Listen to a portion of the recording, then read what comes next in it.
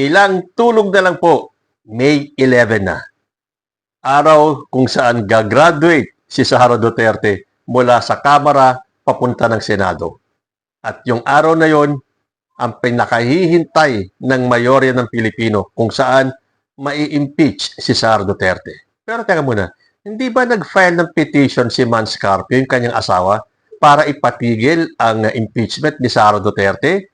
Lumabas na po ang desisyon ng korte. Sabi po dito, ibinasura ng Regional Trial Court of Quezon City Branch 81 ang petisyon ni lawyer Mans Carpio na naglalayong ipahinto ang impeachment proceedings laban sa kanyang asawa na si Sara Duterte. Sa desisyon ng korte, sinabi nitong wala itong jurisdiksyon sa kaso dahil ang mga respondent ay kumikilos bilang bahagi ng House Committee on Justice na kabilang sa isang kapantay na sangay ng pamahalaan.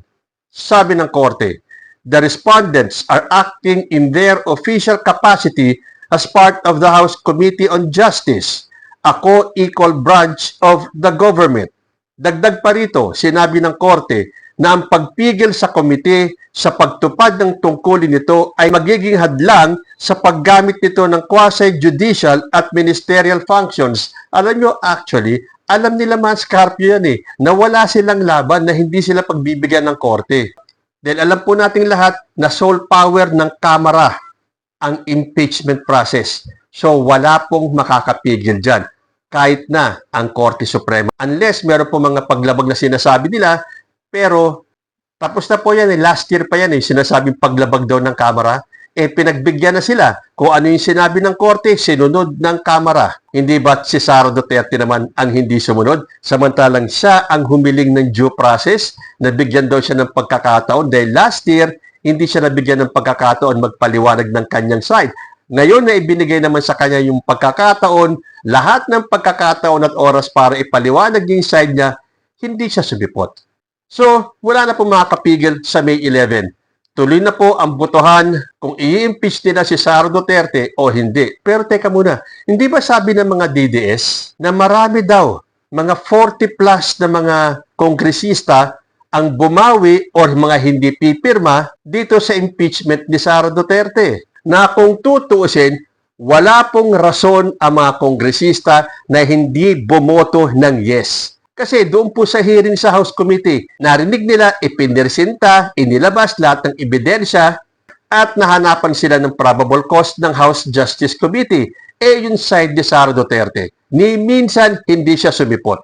So, hindi natin narinig yung side niya.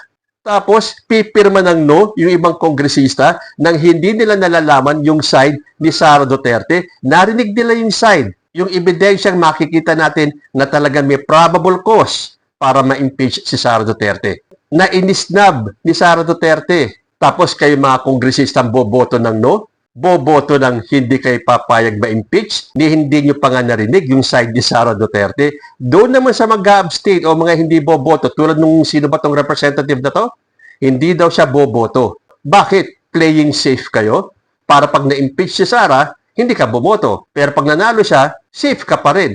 Ano bang pangalan nito? Nakalimutan ko Alam niyo na po yun. So, wala silang dahilan para hindi bumoto ng yes. Hindi tulad sa Senado, pagdating sa Senado ng Articles of Impeachment, pag-convene pa lang ng impeachment court, haharangin na ni Robin Padilla at ng kanyang mga cohorts. Ni hindi pa nasisimulan, ni wala pang naririnig sa Senado, ni hindi pa nauumpisahan, acquit kagad itong Duterte Block. Anong klase kayong mga senador?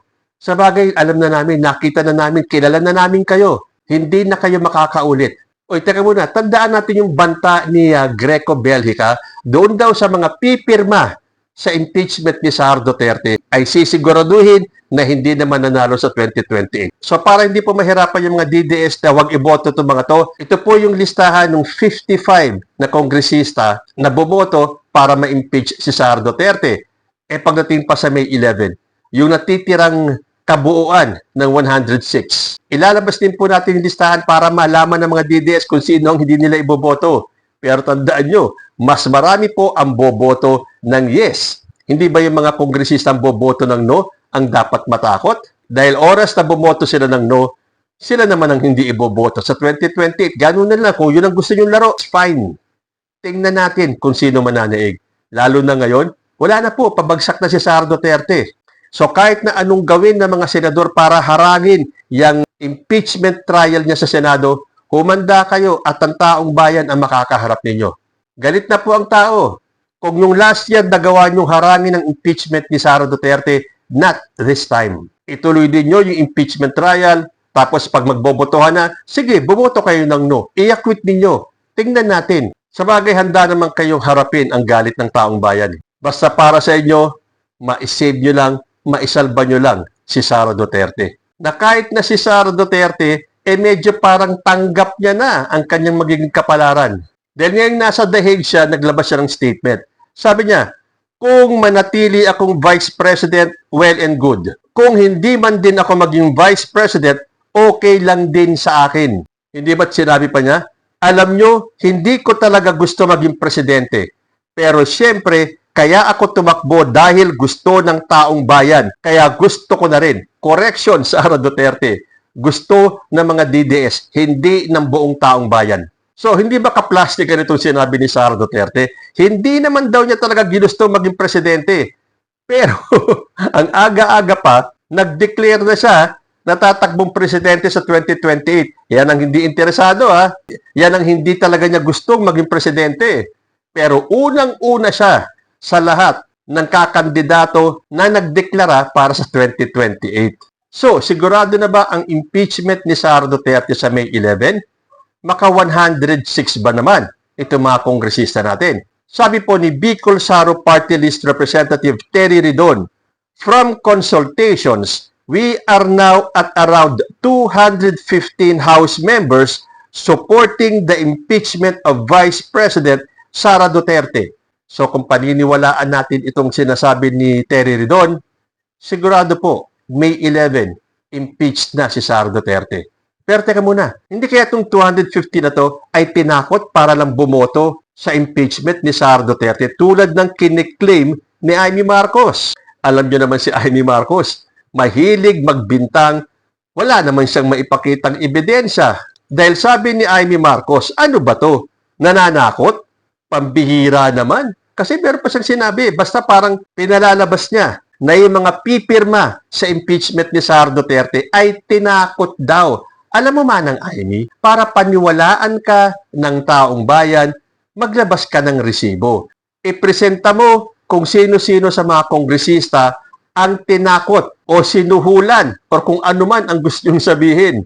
O sige, meron tinakot, may sinuhulan, pero maglabas ka ng resibo. Yan ang hirap sa iyo, Amy Marcos eh. Iba ka na talaga, Amy. Ngayon, para ka ng mga DDS, para ka ng mga Duterte, ang hilig maglabas ng mga akusasyon at bintang nang wala namang pinapakitang kahit na isang konkretong ebidensya. Tandaan nyo, nung in-expose niya yung kanyang kapatid na si Bongbong Marcos na drug addict, may pinakita ba siya kahit na isang ebidensyang drug addict yung kapatid niya? Wala. So ngayon, ito na naman siya. Tinatakot daw yung mga kongresista para pumirma ng yes sa impeachment ni Sara Duterte. Sino ba ang nananakot? Hindi ba yung kampo ninyo? Anong sinabi ni Lauren Badoy? Yung mga pipirma sa impeachment, tapos ang karir sa 2028. Anong sabi ni Greco Bellica? Yun daw 55, tandaan yung mga muka. Bumawi daw sa 2028. O ito na nga, ito yung mukha ng 55 kongresistang pumirma. Tandaan yung mga DDS sa mga mukha nito, ha? May darating pa sa May 11, yung kabuuan ng pipirma sa impeachment. Ilalabas din natin para maalala nyo yung mga pangalan na hindi nyo na iboboto sa 2028. So kung aabangan natin yung impeachment ni Sara Duterte sa May 11, magkakaroon po ng rally sa panawagan, nino pa, ni Mike Defensor. Dahil sabi niya, tama na, sobra na, mga grupo magrarally kontra impeachment ni Sara. Ito ang mga taong ayaw sa katotohanan. Kahit na nagdudumilit na yung mga ebidensya na binibigyan naman sila ng pagkakataon na kontrahin, ayaw nila eh. Tapos ngayon magrarally kayo? Ito talagang si Mike Defensor, hindi na nadala. Tingnan nga natin. Sabi dito, nanawagan si Mike Defensor sa publiko na makiisa sa kilos protesta sa May 11 sa House of Representatives laban sa impeachment ni Sara Duterte. Ayon kay Defensor, hindi umano hustisya kundi fishing expedition ang nangyayaring proseso laban kay Duterte, habang hindi pa rin anya nabibigyan ng sapat na aksyon ang mga issue tulad ng flood control scam at iba pang problema ng bansa. Ito na naman si Mike Defensor. Kaya talaga mga DDS kayo, ginigiit nyo na naman talaga na dapat unahin yung mga flood control kaysa sa impeachment. Bakit hindi pwedeng pagsabayin? Hindi ba pwedeng sabay-sabayin natin, Mike Defensor? Hindi pa naman tapos yung usapin dyan sa flood control, ah. Hanggang ngayon, pinag-uusapan pa yan. Hanggang ngayon, iniimbestigahan pa rin yan. Gate pa ni Defensor. Sa gitna ng taas presyo at hirap ng buhay, dapat umanong unahin ang kapakanan ng mamamayan kaysa pamumulitika. Kayo ang namumulitika, Defensor. Pabayaan nyo ang impeachment na umusad dahil yan po ay nasa saligang batas. Gusto nyo lang kasing isalba si Sara Duterte. Bakit? Kasi makikinabang kayong lahat. Lahat kayong may kaso, absuelto. Magbabalikan lahat ng pogo at kung ano-ano pa pag naupo si Sara Duterte. But, as the way things are going, the end na po for Sara Duterte. Kahit na i-acquit siya ng mga senador, hindi po matatapos ang laban dyan dahil haharapin ninyo ang galit ng taong bayan. Alisin nyo na yung mga DDS sa taong bayan na yan dahil sila may sarili silang taong bayan eh. Ang sinasabi ko, yung majority na gustong panagutin si Sara Duterte sa mga kasalanan niya sa bayan. So, Mike Defensor, sige, hihintayin namin ha. Sana naman this time, mas makalikom kayo ng enough tao para matakot ang mga kongresista para bumoto sila ng no. Sino ngayon ang nananakot? Amy Marcos. Bakit ba kasi ayaw na ayaw ninyong lumabas ang katotohanan? Dahil lahat kayo, kasama na si Amy Marcos, ay tatamaan kapag natalo si Sara Duterte. Pero sabi nga dun sa kanta eh, and now, the end is near for Sara Duterte.